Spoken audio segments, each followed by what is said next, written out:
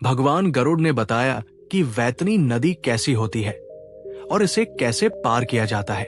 यमपद की यात्रा गरुड़ पुराण पर आधारित एक कथा।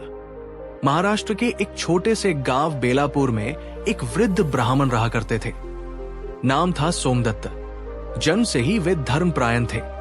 उन्होंने वेदों का अध्ययन किया था, यज्ञवन में पारंगत थे और जीवन भर उन्होंने पूजा पाठ, दान पुण्य और सत्कर्मों को ही अपनी दिनचर्या बनाया। उनका जीवन एक आदर्श ब्राह्मण का जीवन था, शांत, विनम्र और करुणा से भरा हुआ। गांव के लोग उन्हें बहुत मानते थे। जब कोई दुखी होता वो सोमदत्त के द्वार पर आता। वे न केवल धार्मिक सलाह देते बल्कि यथासंभव मदद भी करते। वृद्धावस्था में उनका जीवन पूरी तरह भगवान विष्णु की भक्ति में लीन हो गया। प्रातः और सायंकाल तुलसी के पौधे के समक्ष दीपक जलाना, विष्णु सहस्त्रनाम का पाठ करना और रामायण का श्रवण ही उनका जीवन बन गया था। एक दिन जैसे ही सूर्य की पहली किरणें आकाश में फैली, सोमदत्त तुलसी के पास दीपक लेकर पहुंचे। उन्होंने नमो भगवते वासुदेवाय का जाप करते हुए दीप जलाया और अचानक उनके मुख से नारायण निकला। ये उनका अंतिम उच्चारण था। कुछ ही क्षणों में उनकी आत्मा शरीर से मुक्त हो गई। उनके शरीर से निकलते ही आत्मा ने एक अलौकिक हल्कापन अनुभव किया। चारों ओर एक शांत प्रकाश फैला था। आत्मा ने नीचे देखा। उनका निर्जीव शरीर तुलसी के पास पड़ा था और परिवारजन रो रहे थे, पर आत्मा को अब किसी प्रकार का मोह नहीं था। वो अपने कर्म फल की यात्रा पर निकल चुकी थी। जैसे ही आत्मा ऊपर उठी, उसे दो दिव्य पुरुष दिखाई दिए। वे थे यमदूत, परंतु वे भयावह या रौद्र रूप में नहीं थे, जैसे शास्त्रों में पापियों के लिए वर्णित होते हैं। इन यमदूतों के मुख पर गंभीरता के साथ एक दैवीय तेज था। ब्राह्मण श्रेष्ठ उनमें से एक बोला, अब आपको यमलोक की यात्रा करनी है। आप भयभीत ना हो। ये मार्ग कठिन अवश्य है, पर आपके पुण्य आपको मार्गदर्शन करेंगे। आत्मा ने शांत भाव से सिर हिलाया और यात्रा प्रारंभ हुई। पहला पड़ाव वैतरणी नदी। कुछ ही समय में वे एक भयावह नदी के किनारे पहुंचे। काली, गंदी और असनीय दुर्गंध से भरी हुई ये थी वैतरणी नदी। इसकी लहरें रक्त, मल और मांस के टुकड़ों से भरी हुई थी। नदी में अनेक आत्माएं छटपटा रही थी। कोई डूब रहा था, कोई पुकार रहा था, कोई अपने कर्मों पर पछता रहा था। सोमदत्त ने यमदूतों से पूछा, मैंने तो जीवन भर धर्म का पालन किया, फिर इस गंदे और भयावह स्थान से क्यों गुजरना? यमदूत बोले, है पुण्यात्मा, ये वैतरणी है। इसे पार करना हर आत्मा के लिए अनिवार्य है, परंतु केवल वे ही इसे बिना कष्ट पार कर सकते हैं, जिन्होंने गोदान किया हो, धर्म पूर्वक जीवन जिया हो और मृत्यु के समय भगवान का स्मरण किया हो। सोमदत्त के मन में शांति आई। उन्होंने जीवन में कई बार गोदान किया था। तभी नदी से एक दिव्य गाय प्रकट हुई। उसका शरीर सुनहरे प्रकाश से चमक रहा था।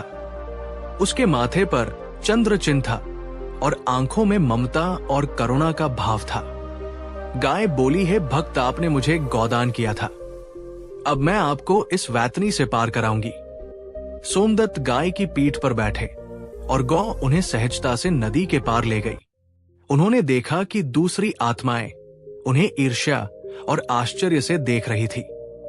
दूसरा पड़ाव चित्रगुप्त का लेखागार। नदी पार करते ही वे एक भव्य भवन के द्वार पर पहुंचे। ये था चित्रगुप्त का लेखागार। विशाल दरवाजे, ऊंची छत और अंदर लाखों ग्रंथों की अलमारियां थी। बीच में एक विशाल सिंहासन पर चित्रगुप्त देव विराजमान थे। उनके हाथ में एक स्वर्ण कलम थी और सामने एक विशाल ग्रंथ खुला था। चित्रगुप्त ने सोमदत्त की ओर देखा और बोले, सोमदत्त, तुमने जीवन में कई पुण्य किए हैं। दान, यज्ञ, सेवा और भक्ति पर कुछ पाप भी है। एक बार तुमने एक गरीब को तिरस्कृत किया, एक बार क्रोध किया और कभी कभी अहंकार भी किया। सोमदत्त ने सिर झुका लिया। चित्रगुप्त बोले, परंतु तुमने विष्णु का नाम स्मरण करते हुए जीवन जिया। और अंतिम क्षण में नारायण का उच्चारण किया। ये तुम्हारे समस्त पापों का प्रायश्चित है। फैसला हुआ, सोमदत्त को नरक नहीं भेजा जाएगा। वे स्वर्ग के अधिकारी हैं, परंतु यमपुरी के दर्शन उन्हें अवश्य कराए जाएंगे, ताकि वे जान सके कि मृत्यु के बाद की यात्रा कितनी कठिन हो सकती है। तीसरा पड़ाव, यमपुरी का दर्शन। अब सोमदत्त को एक विशेष रथ में बैठाकर यमपुरी की ओर ले जाया गया। रथ आकाश में उड़ रहा था और नीचे भयानक दृश्य दिख रहे थे।